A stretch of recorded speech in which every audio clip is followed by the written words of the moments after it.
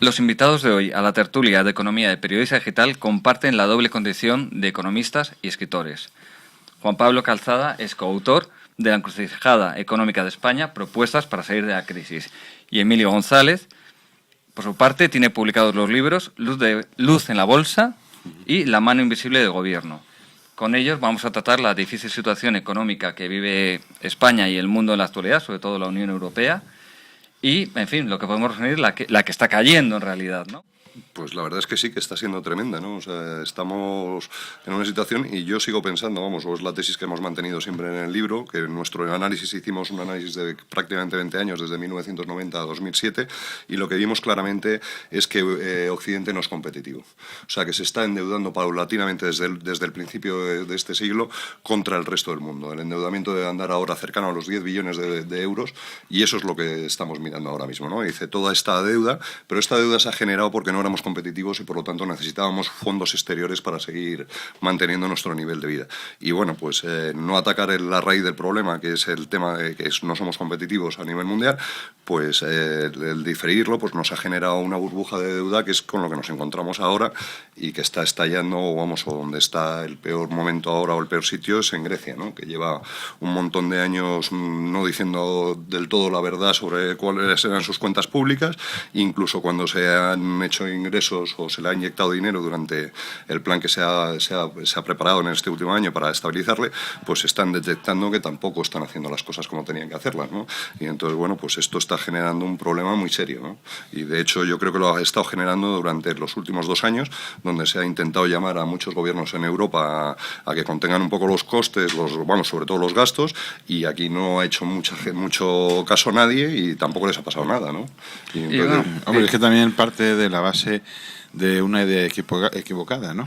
O doblemente equivocada en función de cómo se miren las cosas, ¿no? La idea equivocada es pretender que la crisis que se desencadena en 2007, pues a raíz de la quiebra de los primeros fondos inmobiliarios de Bear Stearns, ¿no? Es una crisis que se puede resolver mediante estímulos de gasto público, como algunos dicen que se resolvió en la Gran Depresión. Yo digo que es doble error, porque la Gran Depresión no se resolvió así, porque ahora esta receta tampoco vale. Pero sobre todo, decir, el pretender aplicar recetas que supuestamente sirvieron en el pasado sin entender que las circunstancias pueden ser completamente distintas, ha llevado a este primer error, ¿no? Entonces, sobre un sistema de falta de competitividad de los países europeos, nos encontramos además también con una aceleración del gasto público y del déficit presupuestario en unos momentos de caída muy importante de la actividad productiva, que han disparado todavía más pues los niveles de déficit público y sobre todo los niveles de endeudamiento, ¿no? En este caso, de endeudamiento del sector público, que se acumulaba a un fuerte endeudamiento del sector privado. Y todo ello además en un contexto de una unión monetaria en la cual pues ninguno de los países que somos miembros podemos devaluar para ajustar de esta forma nuestra economía y poder salir adelante, ¿no? Entonces ahí viene uno de los problemas también de cómo se ha construido la unión monetaria, ¿no? Es decir, se ha puesto en común una política monetaria, pero no se han puesto en común otros elementos necesarios para mantener la unidad de esa unión monetaria, ¿no? Entonces ahora pues estamos sufriendo las consecuencias, por un lado pues en forma de falta de mecanismos para resolver esta cuestión, por otro lado en forma de falta de mecanismos para obligar o disciplinar a aquellos países que no están cumpliendo con aquello que se les pide, y en el caso de Grecia además es que es manifiestamente claro, los políticos no tienen la menor voluntad en el fondo de pagar las deudas, que ese es el problema real, ¿no? Es el problema real que se viene viendo desde 2007, porque en Grecia lo que predomina es el populismo. Lo que dicen es que los bancos europeos son muy ricos y que suman ellos los costes de todo esto, que sabían ellos también perfectamente lo que estaban pasando, y nosotros no vamos a pagar. Bueno, y en un país además en el que quieren tener un estado del bienestar con las mismas prestaciones o con un nivel de prestaciones similar al de los países más ricos de la Unión Europea, sin pagar los impuestos que conlleva el mantenimiento de ese estado del bienestar. Entonces, claro, es una catástrofe completa. Y medio, oye, Juan Pablo, ahora que veis los dos apuntado a Grecia, sabemos que está en el centro del huracán, parece que es uno de los grandes problemas, da impresión a veces que fuera a arrastrar a toda la Unión Europea. ¿Qué solución tenemos ante la situación griega? Y, de todos modos, ¿sería tan terrible que la Unión Europea expulsara del euro a Grecia? Yo creo que hay que primero echar a Grecia del euro, porque Las circunstancias de la Unión Monetaria hacen que probablemente sea mucho más positivo para el conjunto el que salga un país cuya voluntad manifiesta ha sido siempre la del engaño y la de no cumplir con los requisitos de militancia o permanencia en una unión monetaria, ¿no? Evidentemente eso tiene un coste para la banca alemana fundamentalmente y esencialmente para la banca francesa. Es decir, a la banca francesa los griegos tienen unos deuda de unos 60.000 millones de euros, la alemana son en torno a los 30.000 según los últimos datos del Banco Internacional de Pagos, pero son cantidades que son perfectamente asumibles, ¿no? Y entonces a partir de ahí hacer un ejercicio de reflexión sobre qué mecanismos necesita la Unión Europea para que esto no se vuelva a repetir, sabiendo que hay países que pueden sufrir, digamos, lo que se llaman choques asimétricos o crisis propias, pues como es el caso de España, como consecuencia del estallido de la burbuja inmobiliaria, pero hacer un ejercicio muy profundo de reflexión sobre qué lleva a cada elemento y entendiendo al final que guste o no guste, el estar en una unión monetaria va a implicar nuevas cesiones de soberanía en pos de una unión política, de una profundización en la unión política. Juan Pablo, ¿tú compartes la idea de que Grecia tiene que salirse del euro? Hombre, yo es la última solución y no pasaría nada, ¿no? Yo creo que sería mucho más razonable que se llegara a un acuerdo pues durante el día de hoy o durante el día de hoy y el fin de semana, que es cuando va a haber las reuniones, en el cual pues a lo mejor pues a través de un alargamiento de plazos de la deuda o unas quitas lo menores posibles, pues intentar reconducir la situación, ¿no? O sea, desde luego hay otro problema, que tampoco está muy claro cómo se expulsa a nadie de la Unión Europea, ¿no? Dice, de hecho, el presidente del Banco Central Europeo ya ha encargado hace ya prácticamente un año y medio un informe a los servicios jurídicos de la Comisión a ver cómo podrían hacer esto. Y dice, pero yo creo que lo deseable sería reconducir la situación de la mejor manera posible. No porque Grecia no se haya merecido el que se la expulse, sino porque a lo mejor los demás no estamos ahora mismo en la situación adecuada para aguantar esta mala prensa que va a tener Europa si esto ocurre al final, ¿no? Entonces, de alguna manera, seguir ganando tiempo, pero esta vez, en vez de ganar tiempo para nada, a ver si hacemos las cosas que tenemos que hacer por el tiempo y entonces, bueno, pues a lo mejor pues acabar el plan de Grecia como se pueda y dentro de un año decir, oiga, estos señores no han cumplido y los vamos a sacar de la Unión Europea.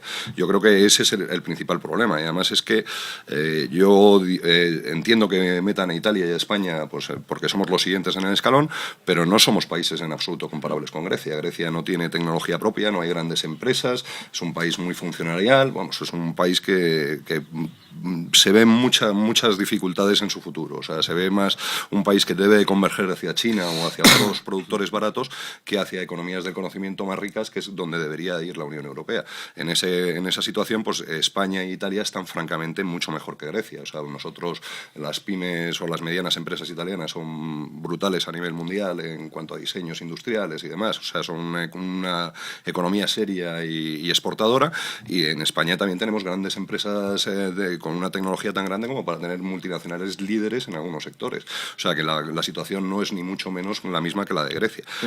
Pero sí que podríamos tener un efecto contagio que no sería deseable en este momento, ¿no? Pero bueno, el presidente de Estados Unidos, Barack Obama, ha señalado a España e Italia como el grave problema. Pero es que ellos, vamos a ver, en Estados Unidos también están echando muchos balones fuera, porque si tú miras las cifras de déficit de deuda pública española, en estos momentos pues el déficit debe estar entre el 6 o el 7% del Producto Interior Bruto y la deuda pública pues en el entorno del 67%, ¿no?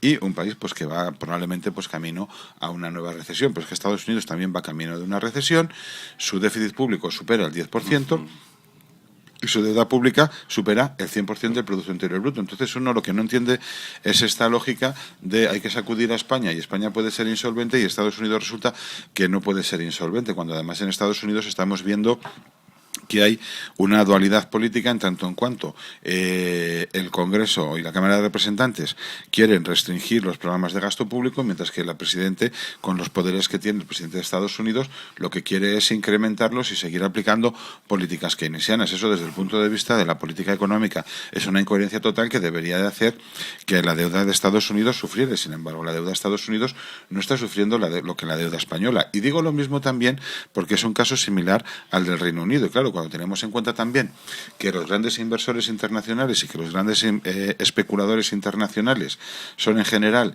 de origen anglosajón, con sede en Wall Street o con sede en la City, esto primero nos da mucho a qué pensar. Segundo, yo creo que la situación española es en general sostenible y reconducible. Y creo que estamos viendo ya muestras, ¿no? En aquellas comunidades autónomas donde el PP ha llegado al poder por primera vez, como es el caso de Castilla-La Mancha, han empezado a aplicar programas muy drásticos de recorte del gasto público. Emilio, y no, si queréis, y en aquellas, sí, pero es que en aquellas otras también donde el PP gobernaba y tienen problemas, también están haciendo lo mismo. Y sin embargo, eso los mercados no lo están teniendo en cuenta. Yo veía ayer que Moody's volvió a hablar otra vez del problema de la deuda de las autonomías españolas, y lo que me pregunto es si los señores de Moody's se han mirado el programa de María Dolores de Cospedal de ajuste de las cuentas públicas. Entonces, ahí hay un batiburrillo bastante importante en el que España está saliendo perjudicada por una tercera cuestión, porque solo a un presidente como José Luis Rodríguez Zapatero se le ocurre decir en julio que va a convocar elecciones para el 20 de noviembre y paralizar el país por completo durante 6 meses. Eso tiene una parte buena, no incurriremos en tanto déficit, ¿no? Efectivamente. No hará más daño. Más adelante volvemos a España. Sí, pero no, yo entiendo también que Estados Unidos está un poco desviando balones fuera, como hemos visto aquí durante los últimos años, en los cuales pues parece que el crecimiento o el mal crecimiento económico de Estados Unidos tiene que ver con la primavera árabe y con el tsunami en Japón. Y bueno, pues sí, pueden tener algún efecto, pero también tiene que ver la falta de competitividad de la economía americana, la cual yo entiendo que esa es la menos preocupante, porque yo entiendo que las empresas americanas siguen siendo líderes en demasiados sectores y que en cuanto se haga algo coherente el país se reconducirá a toda velocidad. Pero hoy por hoy la idea, yo creo que lo que más asusta a los mercados está siendo como se está viendo en Estados Unidos, ¿no? Que se utilice de manera partidista temas tan sensibles como los que hay ahora mismo encima de la mesa, pues tienen muy asustado a la gente, que se tenga que pactar cada medida en cada minuto, y sobre todo un presidente que está diciendo que la culpa es del aire o del viento. Sí. Eso es enormemente preocupante. O de su amigo Zapatero, que no sé eso qué tal sentará en Moncloa, la verdad. Sí, no, pero vamos, yo entiendo que no está señalando a España como problemática, sino el problema es si esto salta hasta España, o sea, en el sentido de efecto de contagio,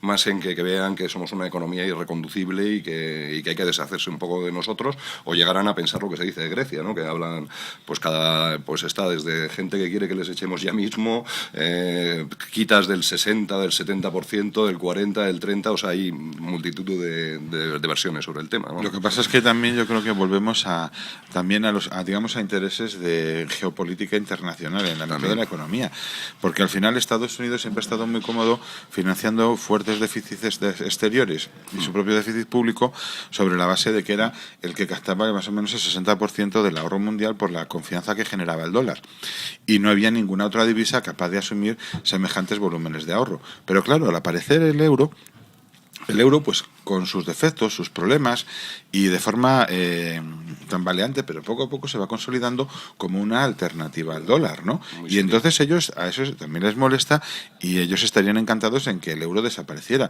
No olvidemos, por ejemplo, que unos días antes de iniciarse la invasión de Irak por parte de Estados Unidos, lo que dijo Saddam Hussein fue que a partir de ahora el petróleo iraquí se iba a negociar en euros y no en dólares. Pensemos en los cambios que puede significar para la política económica americana y para en general la economía americana, que las materias primas importantes empiecen a cotizar en euros, y entonces Estados Unidos se había expuesto a todos los problemas inflacionistas relacionados con la debilidad del dólar. Entonces, ahí yo creo que también hay un cierto interés por parte de los americanos, y que en ese sentido van también encaminadas sus declaraciones, porque no olvidemos que estamos hablando de geopolítica, de establecer dudas sobre el euro para que nadie mire a qué está pasando realmente con el dólar y la enorme debilidad del dólar. De facto ya se está utilizando el euro, ¿no? O sea, claro. Los movimientos del petróleo han tenido mucho que ver, aparte de los temas de demanda, cuál era el cambio en ese momento entre el euro y el dólar. Y efectivamente el que se dice, el West Texas y todos estos petróleos de alta calidad, los consumimos en Occidente y sobre todo en Europa, o sea que los que marcamos el precio somos nosotros.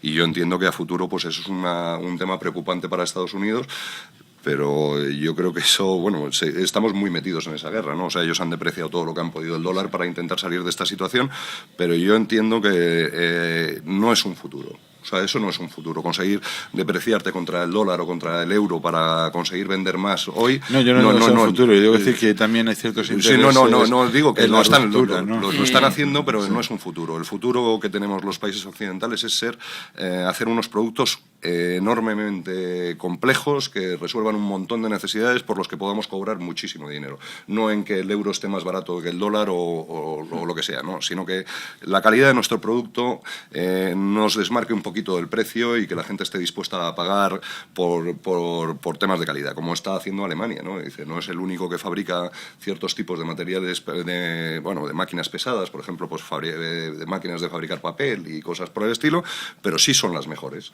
Y entonces hay gente que dice, bueno, pues mira, tengo una versión que no es la alemana, que vale un 30% más, pero prefiero pagar un 30% más por la alemana porque creo que va a durar más, porque va a ser más fácil de mejorar en el futuro o por lo que sea. Pero ese es el camino de la fiabilidad Europa y del Occidente.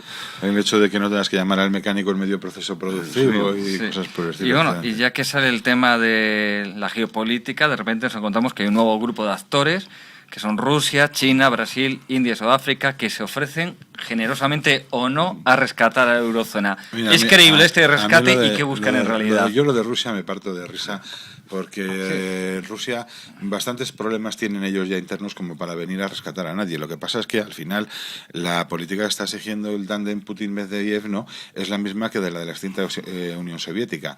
En Rusia la gente se morirá de hambre, no se morirá del hambre, pero vive al nivel poco menos que de la pobreza, sin estado del bienestar, sin nada de nada, con una esperanza de vida bastante baja para los patrones internacionales, ¿no? Y van dedicando el dinero que van obteniendo a través de la exportación de petróleo y de gas natural, ¿no?, a ejercer influencia sobre el resto del mundo, cuando realmente ellos no tienen apenas capacidad, ¿no? Entonces ellos ahora, por ejemplo, pues tienen la vista puesta en Chipre, por ejemplo, pues como Chipre es tan pequeñito no hablamos de él, pero Chipre también tiene un problema importante de un posible default. Lo que pasa es que en este caso son, como son isla pequeñita, son 2.000 millones de dólares nada más, pero también lo tiene, y ya los rusos se han ofrecido a comprar la deuda y a respaldar a Chipre, ¿no? Entonces ellos quieren jugar como actor internacional. Brasil no tiene capacidad financiera y es India, demandante. Exactamente. Y la India más bien lo que tiene la vista puesta es en aprovechar las circunstancias para comprar empresas, ¿no? Igual que Mittal compró en su momento Arcelor, pues aprovechar ahora la circunstancia y de esa manera, pues digamos, ayudar a los países, pero no es creíble en el sentido, es decir, primero, no tienen capacidad financiera ni estructura financiera alguna para hacerlo, y segundo, hay que ver las intenciones de cada uno de ellos, ¿no? Yo creo que la fundamental, aparte de las particulares de cada uno que intentarán barrer, es recuperar el dinero que les debe Occidente. O sea, yo creo que viene por esta vertiente en la reunión de ellos. O sea, no es que vayan a hacer nada activamente, es que a lo mejor están dispuestos a alargarnos los plazos para que seamos capaces de pagar, o otro tipo de medidas. Yo estimo que debe estar en torno a 11 billones de euros la deuda que tiene Occidente contra este tipo de países, o sea, contra el resto del mundo y principalmente contra estos que se han reunido, y por lo tanto pues están hablando de unas cantidades de dinero que yo entiendo su preocupación. O sea, si yo tuviera un deudor de este nivel y haciendo estas cosas y pudiera hablar con otra gente que también le ha dejado el dinero, me reunía con ellos a toda velocidad a ver cómo hacemos que nos pague. O sea, ya no en plazo, o ya veremos cómo lo hacemos, pero lo principal para ellos es traer de vuelta ese dinero, ¿no? Porque probablemente estamos hablando de varias veces el PIB de ellos, o sea, de esta gente que nos ha dejado. O sea, que es que estamos jugando con unas cantidades de dinero brutales y, bueno, pues es razonable, ¿no? Hay países donde uno no deposita sus ahorros, ¿no? Y entonces, bueno, pues los han depositado en Occidente. Y sobre pues todo ahora que caso... les hemos defraudado, están con el pelo rizado. Sí, hombre, ¿no? sobre todo en el caso de China, además, es que gran parte del ahorro procede de la población, porque allí en estos momentos hay una enorme incertidumbre sobre el futuro del sistema de pensiones, teniendo en cuenta que por un lado el régimen político sigue siendo el comunismo, al menos nominalmente, pero el régimen económico es un capitalismo bastante feroz. Entonces hay una enorme incertidumbre y por tanto hay un enorme ahorro por motivo de previsión, ¿no?, de cara al futuro, pues para poder financiar una pensión, ¿no? Entonces, es decir, el dinero que se pierda se va a perder también en ese sentido, y evidentemente pues estos países pues podrían tener en ese sentido problemas de estabilidad. Sí, es una destrucción de riqueza que no pueden permitirse. O sea, yo es donde lo leo en la reunión, aparte que cada uno tenga su interés particular, pues el imperialismo ruso y, en fin, y otras cosas del resto de la gente, el principal es recuperar ese dinero, porque para ellos es de verdad vital. O sea, no pueden jugar a que haya una quita del 60% de la deuda europea o la occidental, porque es que les ha... Lo que pasa es que yo creo que también ahí ellos están entrando en el juego de exageraciones que estamos viendo ahora. Por decir, en el caso de la Unión Europea y en el caso del euro, realmente pues todos sabemos que Grecia es un problema, tiene un problema que no quiere resolver. Pero sí sabemos también decir que la situación en España es perfectamente reconducible y pues, se está empezando a hacer. En Irlanda la situación se está reconduciendo bastante bien, ¿no? Portugal, pues poquito a poquito también va tomando sus medidas. Y en Italia, bueno, es un mare magnum político, pero sobre todo el problema está en que la deuda italiana se la compran y se la venden entre italianos. Realmente no hay tanta deuda externa, ¿no? Entonces aquí también se está haciendo un mundo de lo que realmente tampoco es tanto. Evidentemente no ha ayudado para nada las actitudes políticas que ha mantenido este gobierno en relación con la crisis, ¿no? Empezando por su negación, siguiendo por no adoptar medidas, tercero por enviar mensajes confusos, ¿no? Tomar las medidas equivocadas, y cuarto por prometer lo que luego nunca llegó a y culpar al de al lado. Cumplir, y culpar al de al lado y demás, ¿no? Pero evidentemente la situación es reconducible, ¿no? Entonces, yo creo que ahí hay una exageración también por parte de los mercados sobre los verdaderos riesgos, ¿no? En España, mal que bien, el sistema financiero se va saneando poco a poco. Y hoy, evidentemente, pues todavía hay problemas en cajas de ahorros que vienen a representar aproximadamente el 15%, el 20% del sistema financiero español. Luego, tampoco es tan grave y, evidentemente, sigue estando ahí pendiente el tema del ajuste del sector de la construcción, con todo lo que ello va a implicar, pero no tiene que implicar necesariamente que todos los constructores o todas las empresas de promoción inmobiliaria estén necesariamente en quiebra, ni que todos los activos inmobiliarios vayan a tener un valor cero. Entonces, yo creo que hay una exageración que viene de que no se mandan los mensajes adecuados acompañados de las políticas adecuadas. Y en ese sentido, pues yo pienso también que, puesto que si las encuestas han acertado o están acertando, puesto que el próximo presidente del gobierno probablemente va a ser Mariano Rajoy, va a tener capacidad para gobernar, no solamente porque va a contar con una mayoría absoluta en el Parlamento, sino porque es que gobierna prácticamente en todas las comunidades autónomas de este país y en los ayuntamientos y diputaciones más importantes, ¿no?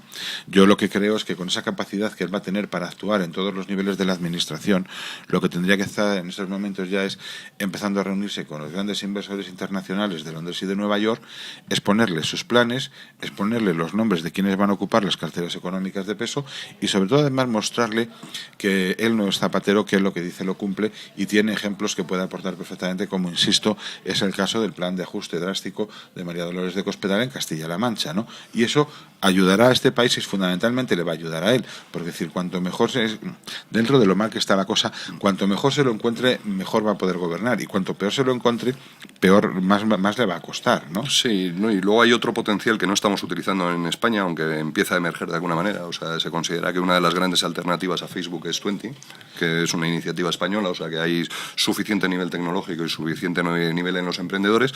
Lo que pasa es que tenemos un sistema de innovación completo pero inconexo. O sea, con lo cual tenemos mucho avanzado, tenemos un montón de infraestructuras de investigación.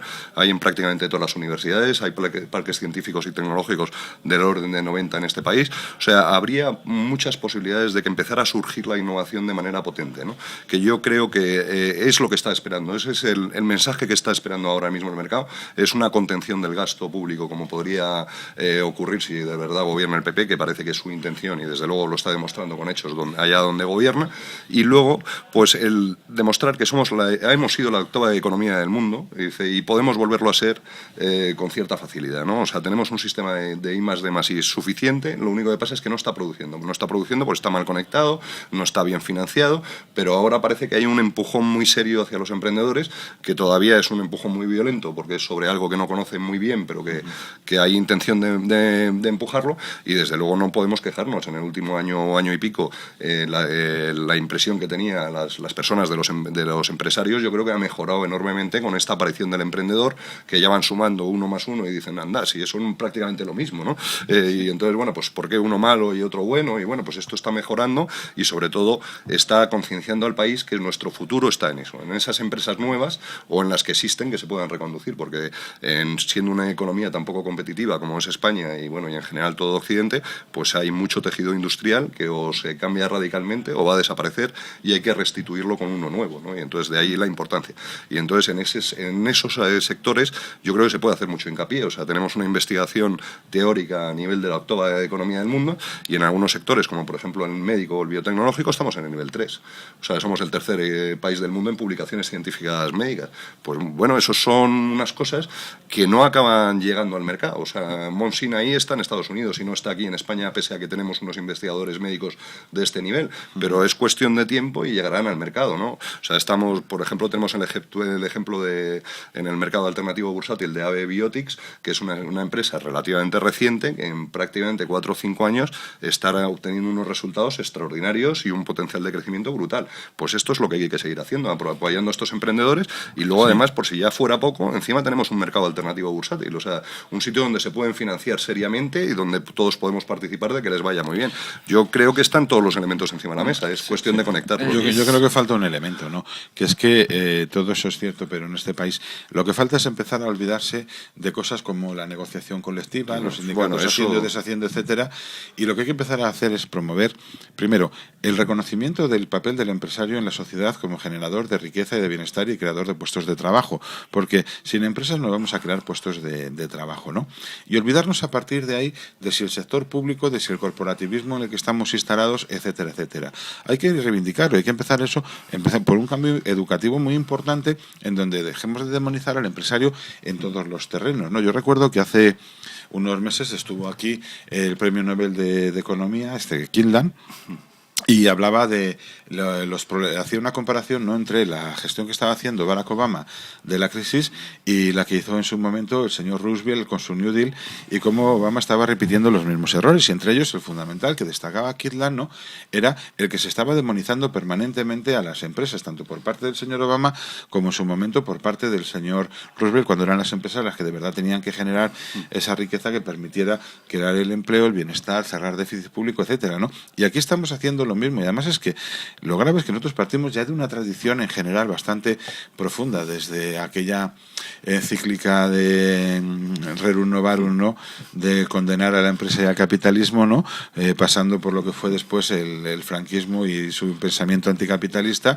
y siguiendo pues por lo que llevamos de democracia, y eso se ha acervado además con José Luis Rodríguez Zapatero. Entonces, mientras no empecemos a reconocer la importancia del papel del empresario, a dignificarlo socialmente, es decir, a que un empresario no es un señor avaricioso y explotador, sino es un señor que tiene una idea y se la juega y hay que respaldarlo, y si le sale bien, no solamente nos vamos a beneficiar con nuevos productos que van a resultarnos útiles para algo, ¿no?, o con nuevos servicios, o que nos va a resultar más barato, sino también porque va a generar rentas, va a generar puestos de trabajo, etcétera. Es decir, hay que dignificar ese papel, ensalzarlo plenamente, ¿no? Y no olvidarnos es decir, y dejarnos ya en paz de que si lo importante es el pueblo, los sindicatos o no sé qué. O sea, acabemos de una vez con todo esto, porque si no, ni salimos de esta crisis, ni volvemos a recuperar el problema no es si somos rubios o pelirrojos, claro, es cómo vamos a comer mañana. Exactamente. Vale, y ahora una última cuestión breve, porque ya llevamos bastante tiempo, y ya que hablamos de España, de Zapatero, de los empresarios, que al final el empresario es lo que mucha gente identifica con los ricos.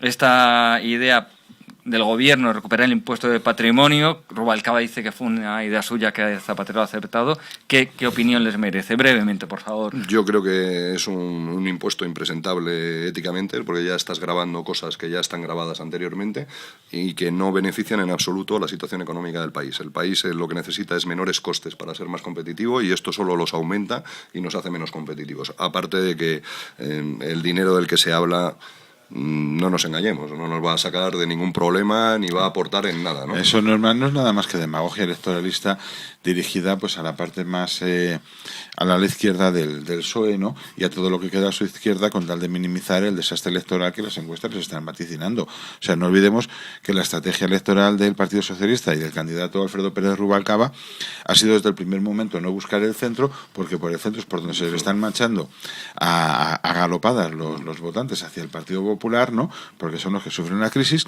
sino que lo que está haciendo es radicalizar su discurso para que, digamos, tratar de compensar lo que está perdiendo por la parte moderada, compensarlo pues con los votos de la parte más extrema, incluso pues tratando de fagocitar nuevamente a Izquierda Unida. O sea, y hay que entenderlo en esa línea. Pues perfecto, con esto terminamos. Muchísimas gracias, Juan Pablo Calzada, Emilio González, y muchas gracias por acudir a Periodistas Digital.